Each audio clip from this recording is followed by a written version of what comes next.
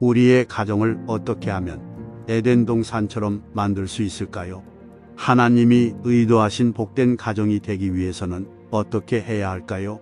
이 질문들에 대한 답이 에베소서 5장에 나옵니다. 술 취하지 말라. 이는 방탕한 것이니 오직 성령으로 충만함을 받으라. 성령으로 충만한 가정이 핵심입니다. 우리는 성령 충만한 가정이 되게 해주세요.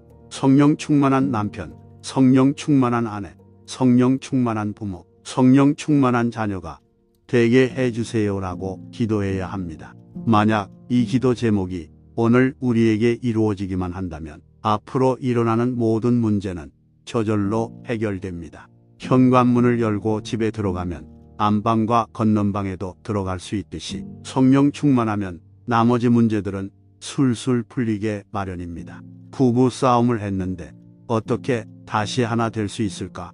부부 사이에 잃어버린 대화를 어떻게 회복할 수 있을까? 혹시 이런 걱정을 하고 있나요? 걱정 마십시오. 그런 일은 노력하면 할수록, 애쓰면 애쓸수록 잘 안 됩니다. 자존심이 나오고 지나간 날의 상처가 나오고 자기의 가치관이 나오고 고집이 나오기 때문입니다. 그렇게 해서는 절대로 서로 맞출 수가 없습니다. 누구나 다 자기 생각이 있는데 그 생각을 고친다는 것은 결코 쉬운 일이 아닙니다. 중요한 것은 변화와 성숙입니다. 그런데 이 말은 멋있기만 하지 실제로 변화되기란 죽을 맛입니다. 변화하려면 힘이 있어야 합니다. 순종하고 싶지 않은 사람이 어디 있겠습니까? 순종이 안 되니까 문제입니다. 사랑하고 싶지 않은 사람이 어디 있겠습니까?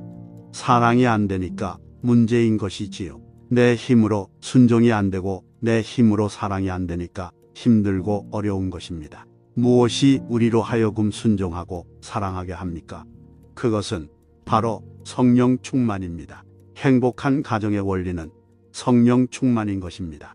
순종의 원리도 성령 충만이요, 사랑의 원리도 성령 충만입니다. 성령 충만하면 모든 일이 다 이루어지는 줄로 믿습니다. 에베소서는 우리에게 술 취하지 말라고 명령합니다. 이 말은 성령 충만의 반대가 돈에 취하고 술에 취하고 성공에 취하고 인기에 취한 것이라는 뜻입니다. 우리는 술에 취하지 말아야 합니다. 성공에도 인기에도 취해서는 안 됩니다. 다른 말로도 얼마든지 바꿀 수 있습니다. 우리가 너무 성령 아닌 것을 인생의 목적으로 세워놓았기 때문에 자꾸 부딪히는 것입니다. 우리는 이 사실을 알아야 합니다. 그렇다면 성령 충만하면 어떤 일이 일어날까요? 에베소서 5장에 의하면 세 가지 현상이 나타납니다. 첫째, 시와 찬송과 신령한 노래들로 서로 화답하며 하고 말합니다.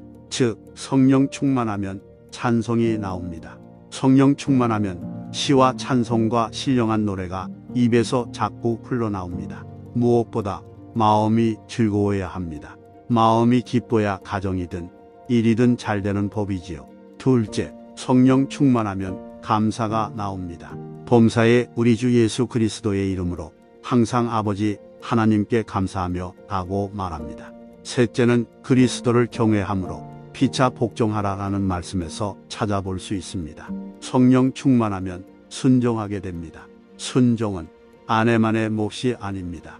남편과 아내 피차 복종해야 하는 것입니다. 찬송, 감사, 순종이라는 성령 충만의 세 가지 열매를 삶에 지니게 되면 누구를 만나든 어떤 일을 하든 어떤 상황에 있든 천국을 이룰 수 있습니다.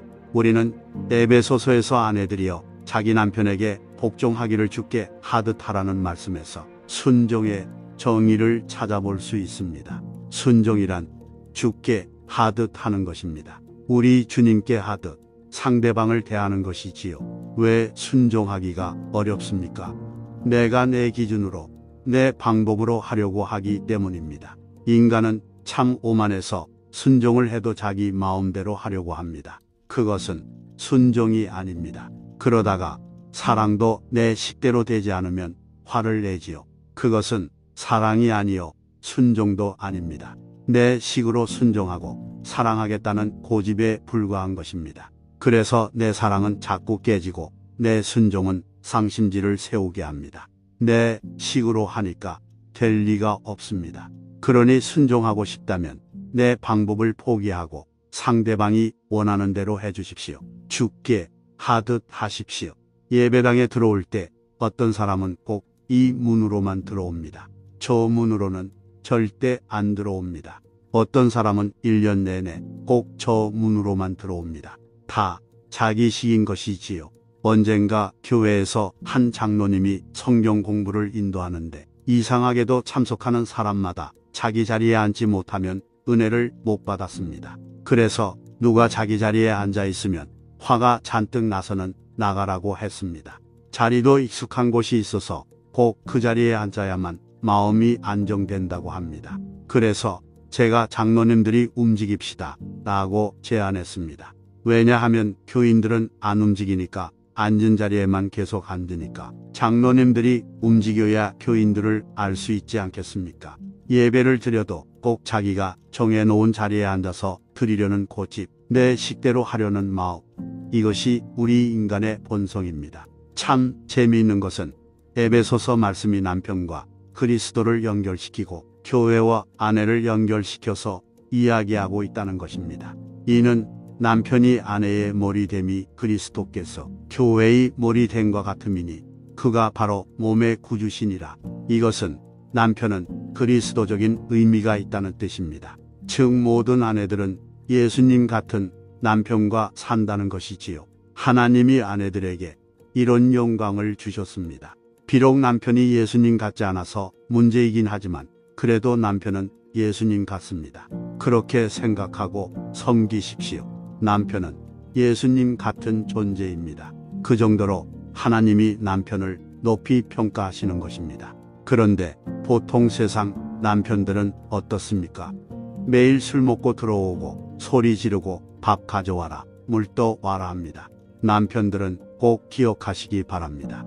예수님은 아내들에게 남편을 대할 때 예수께 하듯 하라고 하셨습니다. 그 말은 곧 남편들이여 가정에서 예수님같이 살아라 이 말입니다. 그러니 남편들은 괜히 좋아할 필요가 없습니다. 또한 아내는 교회와 같습니다. 그러므로 교회가 그리스도에게 하듯 아내들도 범사에 자기 남편에게 복종할지니라. 다소 조심스럽기는 하지만 아내들이여 남편에게 당신은 예수님 같은 사람입니다 라고 말해 보십시오. 생각해 보면 이것은 참 무서운 소리입니다. 남편들 기죽이는 말입니다.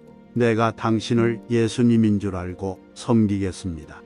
이 말은 한편으로 두렵습니다. 하나님이 우리 가정을 하숙집이 아니라 교회만큼, 천국만큼 높이 생각하셔서 그처럼 높은 기준을 만들어 주신 것입니다. 두 가지만 기억합시다. 남편은 예수님 같고 아내는 교회 같은 것, 이것이 바로 가정입니다. 교회가 예수님께 순종하듯 아내는 남편에게 사랑과 존경과 애정과 순종을 바쳐야 합니다. 남편은 예수님이 십자가에 못 박혀 자기 몸을 찢어서 죽은 것처럼 교회인 아내를 사랑해야 합니다. 예수님은 피를 쏟으면서 자기 살을 찢으면서까지 우리를 사랑하셨습니다. 사랑은 피를 흘려야 합니다. 남편들이여, 피 흘리도록 아내를 사랑하십시오. 성경은 아내와 남편의 관계를 최고의 비유를 들어 설명하고 있습니다. 그러므로 사람이 부모를 떠나 그의 아내와 합하여 그 둘이 한 육체가 될지니 이 비밀이 크도다. 이것은 비밀이다. 이 비밀이 크도다. 라고 이야기합니다. 남자와 여자가 부모를 떠나 한 몸을 이루는 것은 상상할 수 없는 비밀에 속한 것입니다. 내가 상대방을 누구로 어떻게 생각하고 대하느냐가 내 인격을 결정합니다. 내가 만나는 사람에게 욕을 하면 내 인격에 욕을 하는 것입니다. 내가 만나는 사람을 존경하면 내 인격이 존경스러워지는 것이지요. 그러니 남편들은 아내를 내 몸같이 사랑해야 합니다. 하영조 목사님의 말씀입니다. 이 메시지의 핵심 내용을 정리해 봅시다. 첫째, 성령으로 충만한 것만이 하나님께서 의도하신 복된 가정이 되는 열쇠입니다. 둘째, 성령으로 충만할 때 우리는 찬양과 감사, 순종을 경험하며 이는 가정에 천국을 가져옵니다. 셋째, 남편은 피 흘리기까지 아내를 사랑하고 아내는 예수님처럼 남편을 순종하고 존경하도록 부름받았습니다. 사랑과 존경과 순종이 자유롭게 흐르는 성령 충만한 가정을 만들기 위해 노력합시다. 가정은 교회와 같고 배우자와의 관계는 예수님과의 관계와 같다는 것을 기억합시다. 예수님께서 피를 쏟을 정도로 우리를 사랑하신 것처럼 우리도 배우자를 희생적으로 사랑합시다. 우리의 가정이 하나님의 사랑과 인재가 거하는 에덴 동산의 모습이 되기를 바랍니다. 이제 이 메시지를 기억하며 함께 기도의 자리로 나아갑시다. 하나님 아버지, 우리는 오늘 방금 받은 메시지에 대해 감사하는 마음으로 주님 앞에 나옵니다. 성령으로 충만한 가정이 주님께서 의도하신 축복된 가정이 되는 열쇠임을 일깨워 주셔서 감사합니다. 우리가 영으로 충만한 남편, 영으로 충만한 아내, 영으로 충만한 부모, 영으로 충만한 자녀가 될 수 있도록 도와주시기를 기도합니다. 우리가 주님의 성령으로 충만할 때 우리의 모든 문제는 저절로 해결될 것이며 누구를 만나든 어떤 상황에 처하든 천국을 전할 수 있다는 것을 압니다. 주님, 행복한 가정의 원리는 성령 충만이라는 사실을 기억할 수 있도록 도와주시길 간구합니다. 우리가 성공과 인기, 그 밖에 비성경적인 것에 취하지 않고 냉정한 마음을 가질 수 있도록 도와주세요. 시편과 찬송과 신령한 노래를 부를 수 있게 해주시고 우리 주 예수 그리스도의 이름으로 범사에 항상 주님께 감사할 수 있게 해주시기를 기도합니다. 우리가 그리스도를 경외하는 마음으로 서로에게 순종하고 항상 우리 방식이 아닌 주님의 방식으로 일을 하려고 노력할 수 있도록 도와주소서. 예수님께서 십자가에서 피를 흘리실 정도로 우리를 사랑하신 것처럼 이 세상의 남편들이 가정에서 아내를 피 흘리기까지 사랑하며 예수님을 닮기 위해 노력할 수 있도록 기도합니다. 교회가 예수님께 순종하는 것처럼 아내들이 남편을 예수님처럼 사랑하고 존경하며 애정을 쏟고 순종할 수 있도록 도와주소서.